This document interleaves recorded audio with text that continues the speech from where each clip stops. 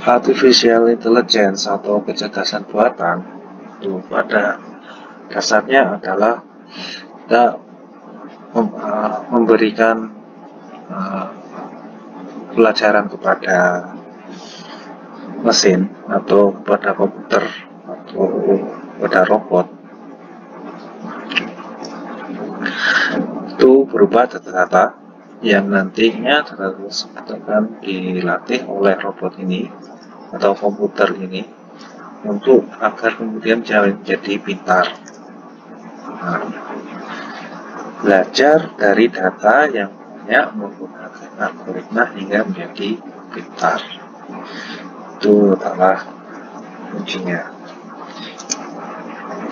Beberapa aplikasi artificial intelligence yang sudah beredar di luar sana, diantaranya adalah seperti catur tradisional ini AlphaGo yang sebelumnya telah memenangkan pertandingan melawan manusia yang paling hebat, yang paling sakti.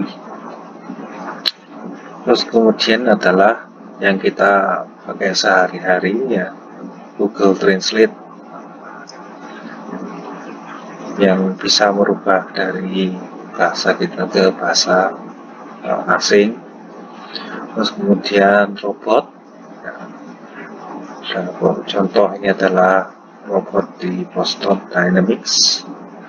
Terus kemudian yang berikutnya adalah self-driving atau mobil otonom ya, dimana kita tidak perlu menyupir, mensetir untuk bisa bepergian menggunakan mobil.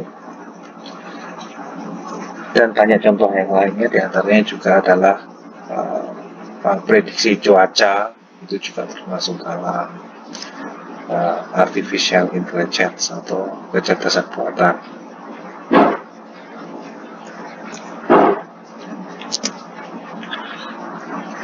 Pada dasarnya proses artificial intelligence ya itu tidak serta-merta artificial intelligence.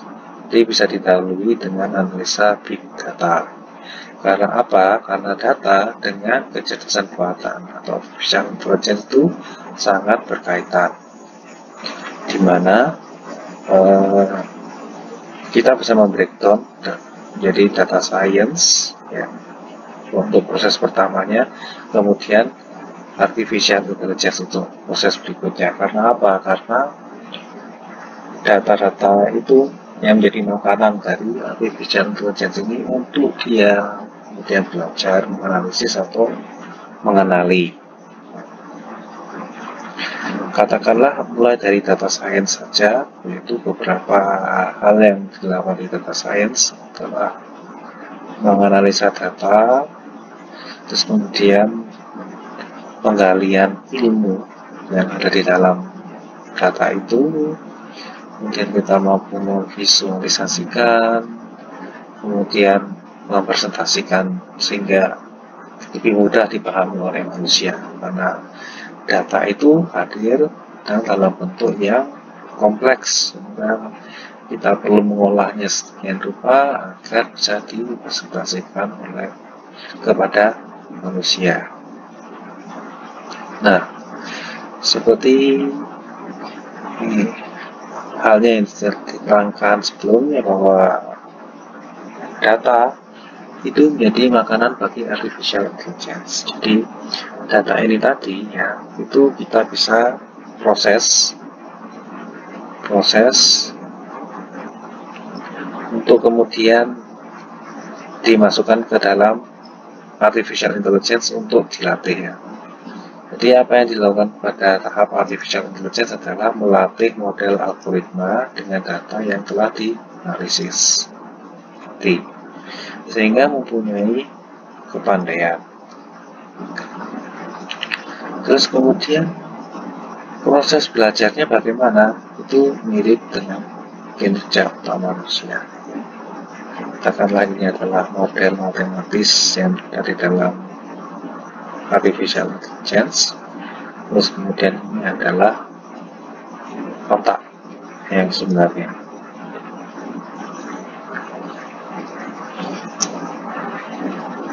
Pada dasarnya, apa yang dilakukan oleh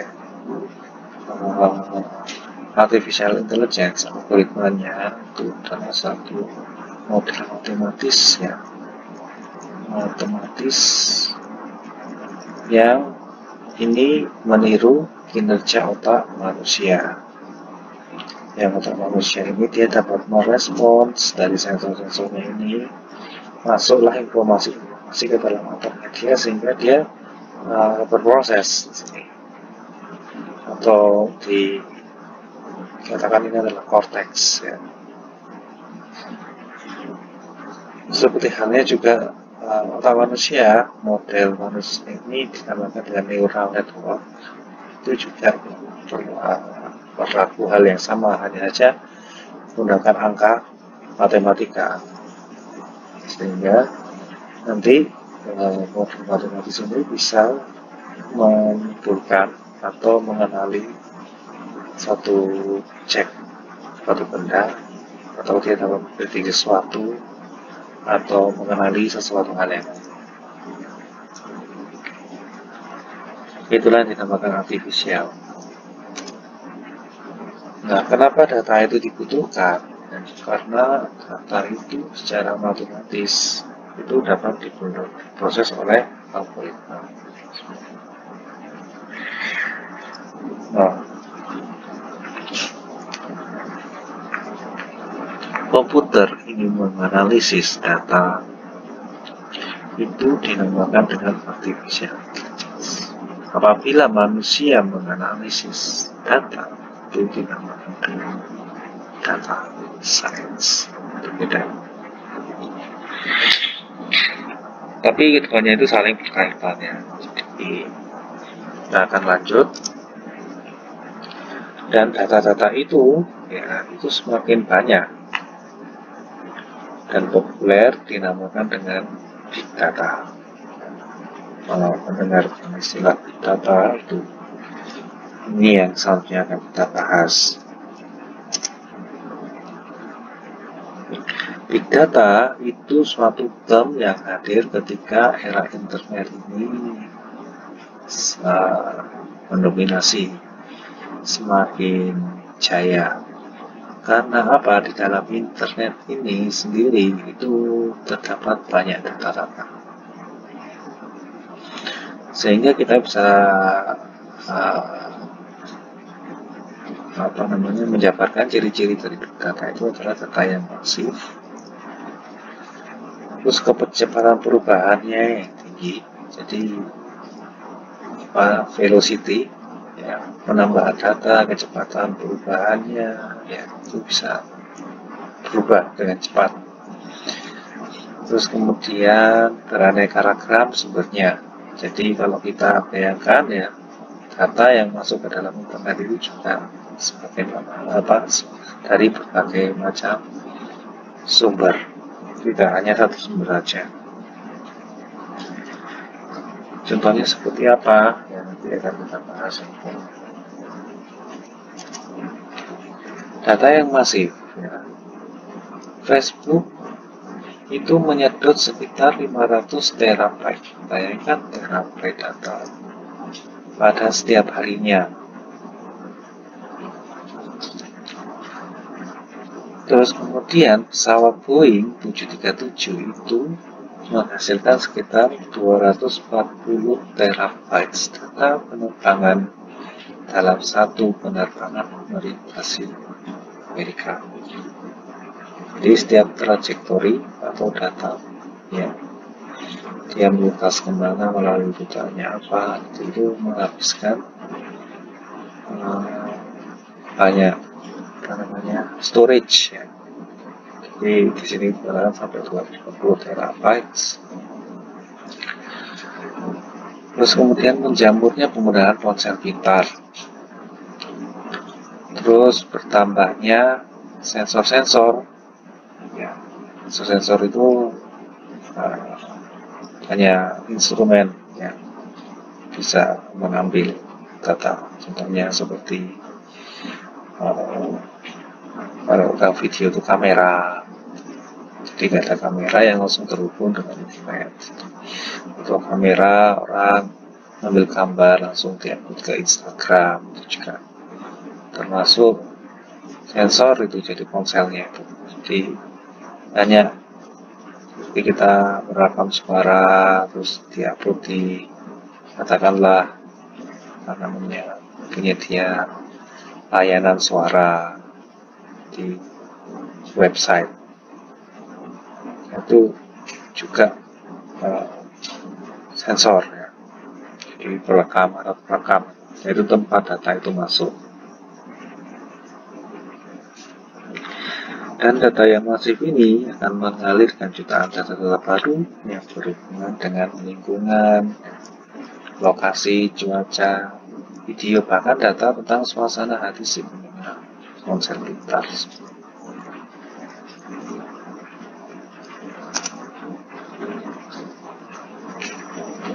Kecepatan yang selalu diidentikan dengan selalu update. Kita bayangkan saja misalkan Twitter ya.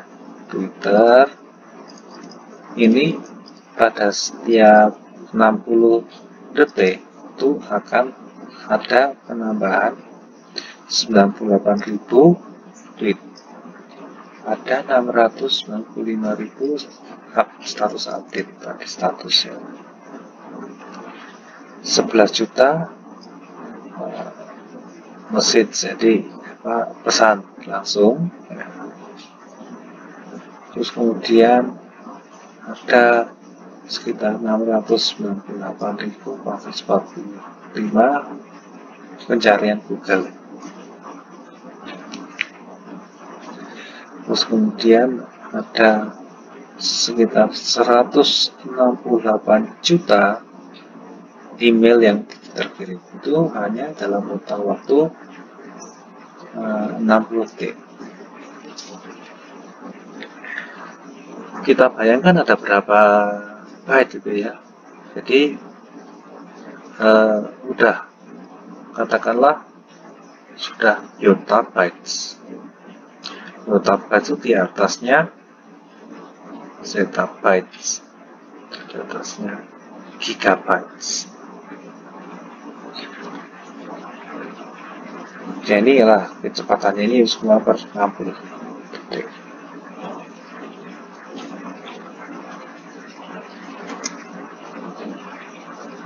Kemudian data yang beragam. Nah, data yang beragam ini berasal dari berbagai macam sumber. Jadi bisa dia itu dari video, teks, online news, ya, data voting, rekam medis, suara, dan lain sebagainya. Nah, data-data ini ya, itu adalah multimedia data, itu bisa berupa apapun yang dikatakan dengan multimodal. Kita bisa ada data dari YouTube yang berupa video, atau data dari sosial media yang berupa teks ya, atau data atau citra atau gambar ya. Suara itu sudah berbeda medium dan modalitinya sudah berbeda. Jadi kaya akan ragam data yang ada dalam data. Terus kemudian melatih kecerdasan komputer dari data berbagai sumber. Kita bayangkan saja misalkan ini adalah dari RGB kamera, ada data masuk, kemudian masuk ke model artificial intelligence, ada suatu suara voice ya, terus masuk ke dalam model AI, terus kemudian informasi yang lain masuk dari modality yang lain masuk ke model AI. Ini ada fusion atau ada apa namanya, penggabungan antara dari beberapa sumber tersebut untuk kemudian dilatih oleh algoritma AI atau kecerdasan buatan, yang akhirnya nanti si AI-nya ini dapat memahami dari berbagai ragam inputan itu tadi, itu dia harus melakukan apa gitu, dan dia bisa melakukan suatu hal-hal cerdas lainnya yang mirip dengan manusia, misalkan mengenali benda atau apakah yang akan saya lakukan selanjutnya untuk menghasilkan hasil yang optimal. Nah, sekarang bagaimana dengan kasus COVID-19? Sekarang kita memahami kasus COVID-19 ini melalui data.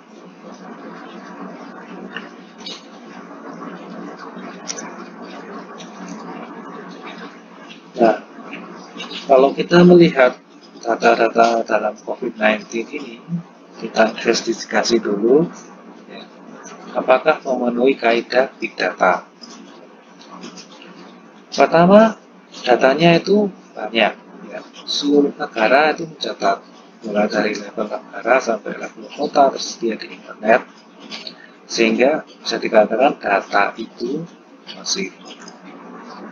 Kemudian perubahan terjadi setiap hari dan dicatat, di mana yang terkonfirmasi positif bertambah seiring waktu. Hal ini berarti ada kecepatan perubahan.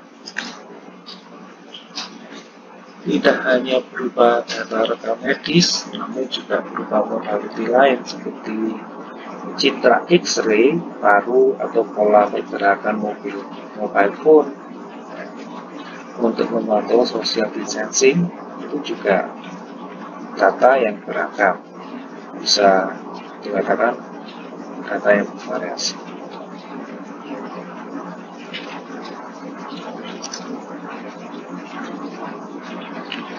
Nah, apakah COVID-19 ini dapat diprediksi dengan artificial intelligence? Ya, jawabannya bisa, asalkan sudah dianalisis datanya itu seperti apa, jenisnya apa, datanya kita harus menelisik dulu. Terus dapat dilatih oleh algoritma matematika sehingga memunculkan model. Seperti ini adalah contoh bagaimana dia memprediksi pola pergerakan atau perubahan orang yang terpapar, orang-orang dalam hitungan jumlah yang terpapar COVID-19 dalam hitungan hari. Nah, selanjutnya bagaimana? Itu bisa diprediksi. Intinya seperti itu. Hal yang pertama yang bisa dilakukan adalah kerjasama dengan expert dalam menganalisis data. Kita bisa mendengar dari hasil diskusi dengan beberapa pakar dari yang berhubungan dengan COVID-19 ini, ya mungkin tidak hanya satu, 2, 3 pakar, atau bisa jadi beberapa pakar. Semakin banyak semakin bagus, karena kita bisa memahami ini secara multidimensi.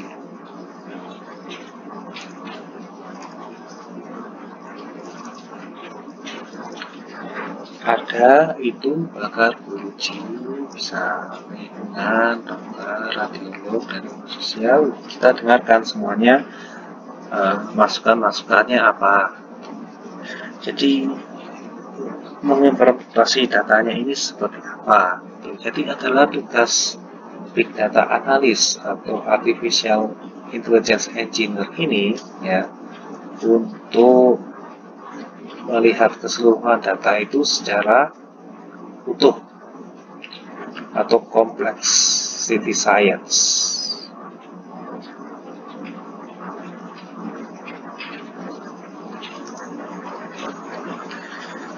Data yang besar, data yang masif, dan yang beragam ini dari berbagai sumber ini secara utuh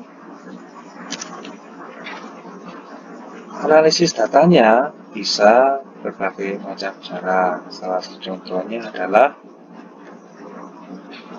ini saya mempunyai data banyak dari data otak, MRI, data misalkan genetik, data itu misalkan bisa diekstrak terus dicari analisa korelasinya. Jadi antara data satu dan data yang jenis yang kedua, apakah ada korelasinya? Kalau misalkan dia itu ada korelasinya, tentunya lebih enak nanti untuk algoritma artificial intelligence ini untuk memprediksi atau untuk memahami karakter atau pola yang sudah ada sebenarnya di data itu. Nah, kalau misalkan tidak berkorelasi, nah itu akan lebih sulit ya, karena dianggapnya tidak ada hubungan. Kita mencari data-data itu yang ada hubungannya dengan satu dengan yang lainnya.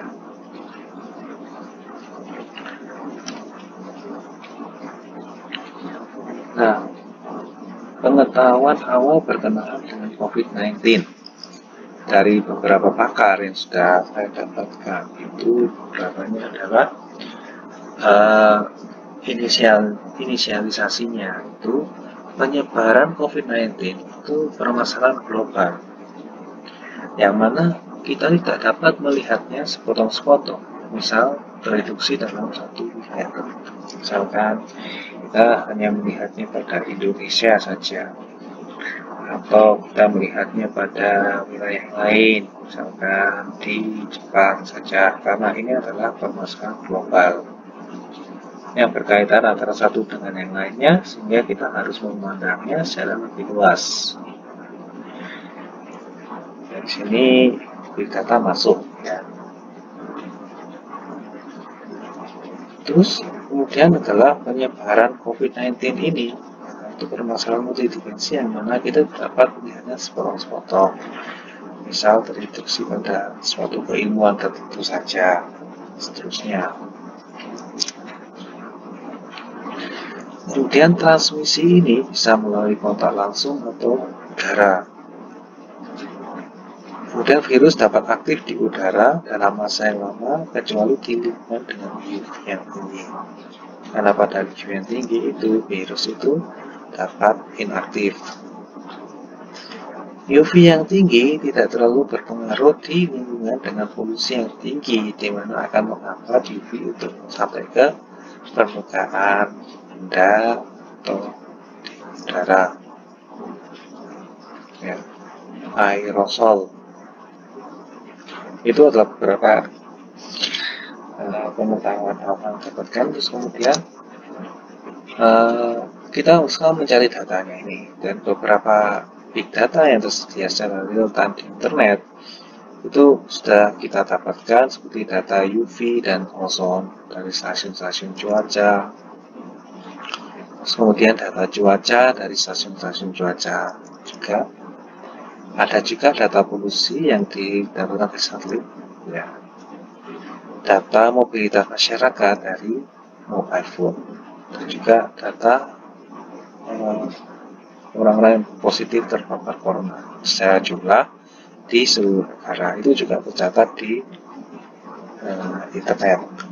Ada yang mencatatnya secara real time mulai dari Januari sampai sekarang.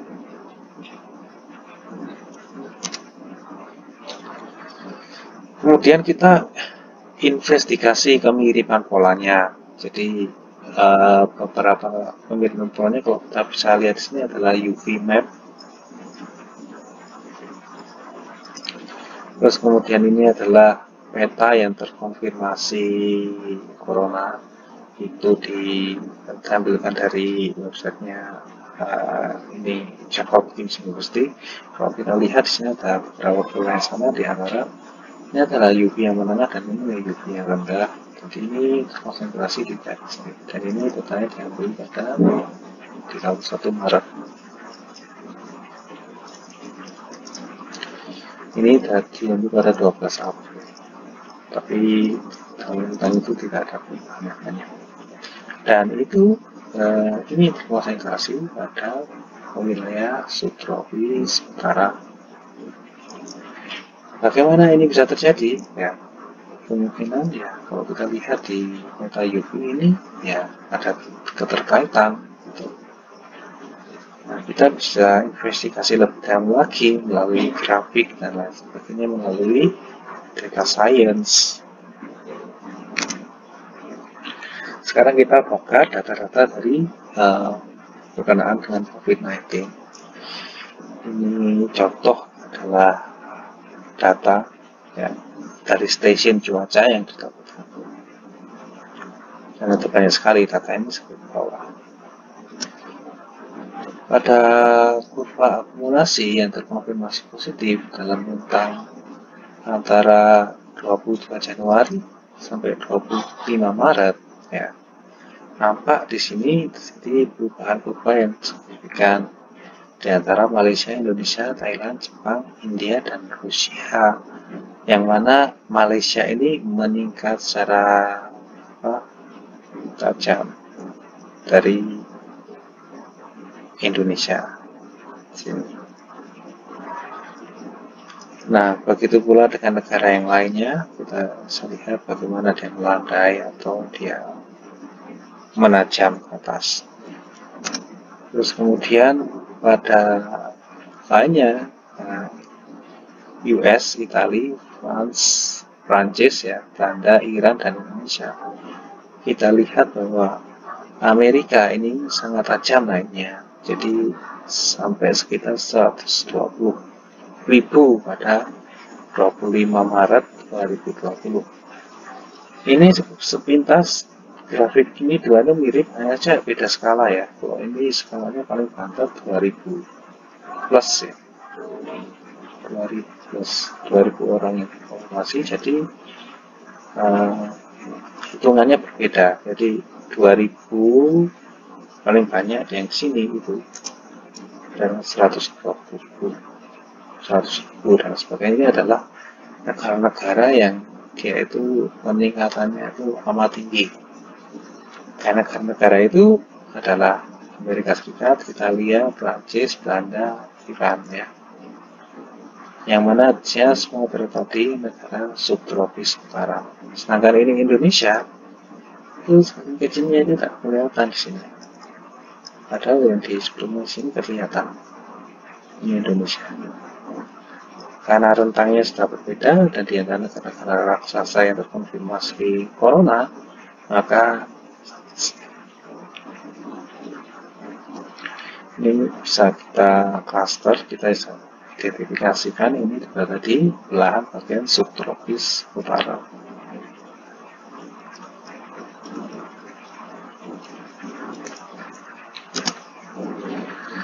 Terus kemudian kalau kita cek lagi UV index dalam rentang waktu 22 Januari sampai 25 Maret itu seperti ini. Ada peningkatan, ada yang penurunan itu adalah negara subtropis selatan kayak Australia ini menurun. Kalau negara-negara seperti di tropis ini lebih stabil ya, cenderung menaik, dan subtropis utara itu cenderung menaik sampai Maret, dan musim semi terus menaik. Mungkin ini adalah New York, Amerika,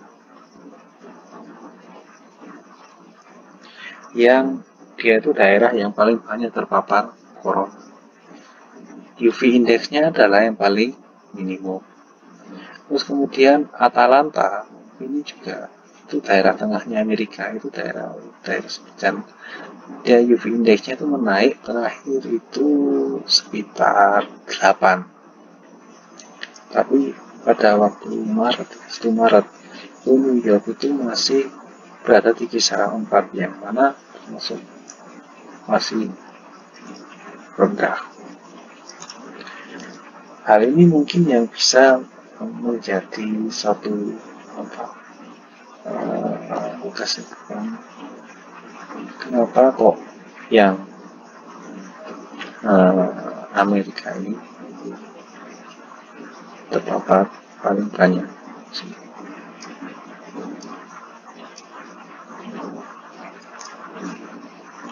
Berikutnya juga kita lihat di sini Italia adalah di sini, dia juga termasuk UV indeksnya itu paling rendah. Yang mana di Italia juga dia terpapar sangat tinggi. Ini dalam hal ini masih terhitung sekitar 40 gitu. Sekarang kita bandingkan dengan negara yang tropis seperti Thailand, seperti India, itu ada di sini indeksnya, dan yang terpapar COVID itu masih dalam hitungan ribuan sampai pada Mei. Jadi tidak sebanyak subtropis utara.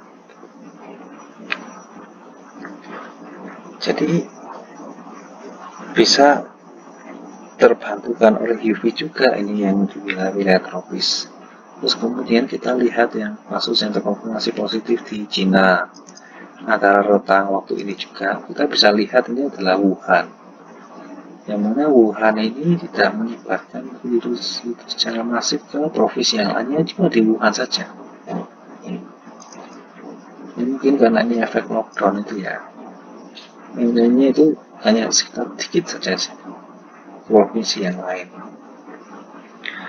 Nah, yang menariknya yang kita lakukan melandainya ini, apakah itu terbantu dengan UV juga? Kalau kita lihat di sini dalam rentang waktu itu ada peningkatan UV index di Cina.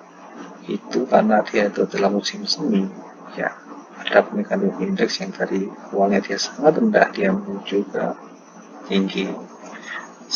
Yang pada 9 Maret itu UV indexnya antara 4 ya, sampai yang ini 8. Kemudian juga terbantu oleh peningkatan UV index ini. Kalau kita hitung secara statistik ya, ternyata UV index ini ada pengaruhnya dengan kurva terkonfirmasi positif itu tadi, dimana semakin tinggi UV index maka kurva terkonfirmasi itu akan semakin rendah, semakin landai. Jadi semakin tinggi UV index itu akan semakin landai kurvanya ini, dan semakin rendah UV index itu akan semakin menajam. Itu finding ya, dilihat dari sini. Ini kalau dalam data science ya nanti melakukan belajar, jadi ada korelasi antara variabel-variabel. Kita bisa melihat, menghitung secara matematis, nanti secara program algoritma ya, code, nanti berapa pengaruhnya antara variabel satu dengan variabel yang lainnya. Nah, apakah UV index saja cukup? Ya, kita bisa menginvestigasi lagi adalah polusi, karena pada pengetahuan awal dikatakan bahwa UV index itu tidak akan berguna pada suatu kondisi atau suatu wilayah yang polusinya itu sangat tinggi, di mana UV index itu tidak akan sampai ke permukaan, dan dia itu akan berubah menjadi panas, jadi tidak akan aman di udara, sehingga tidak mampu menginaktivasi virus. Kalau kita lihat ya, contohnya misalkan sini visualisasi peta di Italia, yaitu coronavirus ya, yang tersebar di Italia itu wilayah mana saja, ya tentu sebarannya di utara. Dan itu cocok dengan sebaran polusi di Italia, yaitu kena PM10 ya, juga di udara, ya di utara.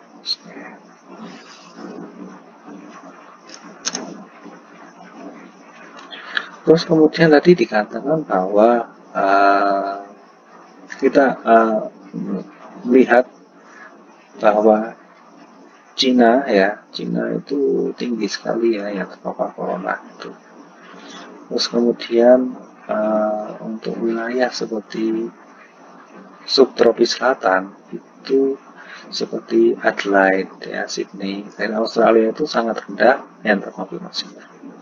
Kita bisa dilihat sini ini adalah PM25, yaitu adalah polusi yang dihasilkan dari asap kendaraan bermotor, gitu, dari rumah tangga dan lain sebagainya. Itu dapat memiliki rentang yang paling rendah. Bisa dikatakan polusinya paling rendah adalah Sydney, Adelaide. Brussels ini Belgia itu tinggi, meskipun polusinya rendah, tapi dia UV indeksnya rendah. UV indeksnya rendah. Tadi yang dibahas di awal UV indeks rendah. Milan pun begitu. Milan itu polusinya tinggi dan diperparah oleh UV indeks rendah juga. Begitu seterusnya. Kita bisa melihat satu korelasi di sini bahwa ternyata yang polusinya yang tinggi itu kecenderungannya adalah yang terpapar COVID-19 itu lebih tinggi pula. Kalau kita korelasikan secara statistik, data science itu bisa kita lihat bahwa ini berkorelasi positif antara kita menggunakan kota-kota seperti Delhi, Bangkok, ya, Mumbai, Quito, Adelaide, Sydney, ya, itu semakin tinggi. Seperti kota-kota seperti India, New Delhi dan Mumbai ini polusinya itu tinggi sekali, dan Bangkok itu berkorelasi secara linear dengan polusinya. Jadi semakin tinggi polusi itu semakin tinggi juga jumlah yang terpapar COVID, ya. Begitu juga kota-kota di belahan subtropis utara seperti Milan, Wuhan, Los Angeles, Chicago, Detroit itu juga berkorelasi positif. Di antaranya seperti Madrid juga, bahwa semakin tinggi polusi itu semakin tinggi juga informasi, dan dia berkorelasi positif.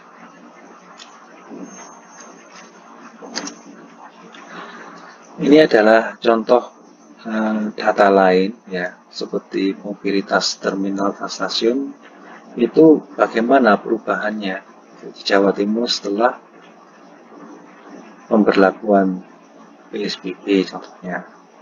Jadi ada perubahan juga. Jadi baseline itu adalah keadaan normal di mana ya mobilitasnya itu normal-normal saja di terminal dan stasiun. Tapi itu mulai dari 16 Februari ya, menuju ke 10 Mei itu mobilitasnya itu semakin berkurang, semakin minus. Jadi dengan kata lain mobilitasnya itu semakin berkurang berapa persen? Ya, semakin berkurang 60% sekitar. Nah, apakah mobilitas ini juga mempunyai pengaruh terhadap penyebaran COVID-19? Nah, itu juga bisa digunakan sebagai data sebenarnya untuk melihat sebagaimana perubahannya itu terjadi. Terus kemudian perubahan mobilitas di mall dan tempat rekreasi juga di sini dilihat, ya, dari 16 Februari sampai 10 Mei itu ada perubahan dari baseline dasar, ya, dimana mobilitasnya itu juga semakin menurun, ya, nampak di sini sampai minus 40, yang artinya berkurang 40% dari keadaan normal. Nah, apakah hal ini efektif untuk menurunkan laju atau menghambat laju COVID-19? Nah, itu bisa menjadi data untuk dianalisis, ya. Jadi semakin banyak data itu semakin bagus, dan data-data tadi yang akan dilatih ke algoritma model artificial intelligence itu, agar komputer bisa memprediksi sampai kapan ini misalkan pandemi ini akan berlangsung dari data yang ada tadi.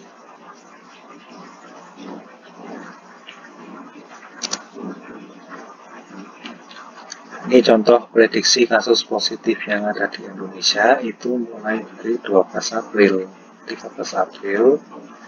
Nah, itu prediksinya bagaimana?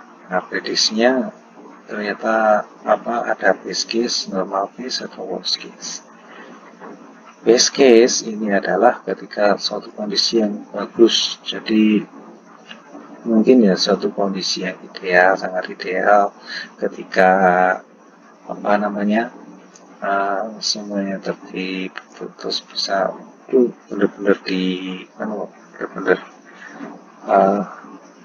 lockdown, misalkan, ya bisa saja yang terkonfirmasi itu sedikit ya segini, karena pertimbangan ekonomi mungkin ya, kalau seperti ini kan mungkin nggak bagus dengan ini juga, atau normal case ya.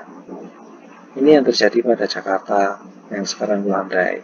Tapi ternyata Indonesia itu bukan hanya Jakarta saja, sehingga memunculkan epicentrum baru di luar, yaitu di misalkan Jawa Timur ya, dan di pulau-pulau yang lain itu bermunculan tambah, dan itu kita sampai pada worst case, sehingga ketika ini adalah 13 Mei itu sudah dalam posisi sekitar katakan itu 15 atau 16 ribu ya. Di sini prediksi kita yang di sini worst case-nya itu ada 14.000, jadi mungkin beda 2.000 ya. Beda 2.000. Terus kemudian prediksi kasus Korea Selatan ya dimulai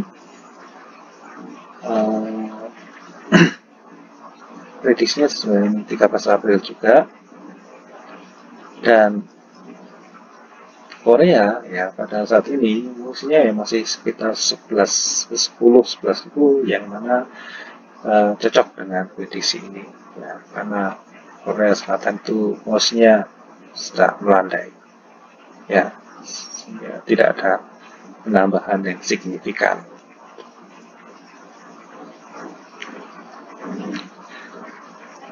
Dan itu adalah beberapa kajian. Yang terakhir adalah prediksi itu tadi, liputannya itu adalah rata-rata dari letak geografis ya, jumlah yang meninggal dan jumlah yang terkonfirmasi, jumlah yang sembuh, itu dimasukkan ke dalam algoritma artificial intelligence, dan itu sudah bagus untuk memprediksi ke depan. Akan lebih bagus lagi kita masukkan tadi ya, seperti UV, seperti polusi, seperti juga mobilitas massa itu dalam suatu kota, itu bisa dimasukkan juga. Tentunya algoritma akan melatih banyak ilmu ya untuk memprediksi, itu akan lebih akurat lagi gitu. Jadi kesimpulan yang kita dapatkan kali ini adalah kita dapat memanfaatkan big data dan artificial intelligence untuk otomatisasi seperti mobil otomatis, robot ya, robotik, juga untuk membantu manusia untuk membuat keputusan penting. Misalnya kalau kondisi yang seperti ini itu nanti kira-kira yang terkonfirmasi COVID itu nanti kira-kira akan berapa. Kalau kita ingin melandai, misalkan kita harus melakukan apa, itu mungkin dari data itu bisa digali, artificial intelligence itu bisa menentukan prediksinya kira-kira seperti apa.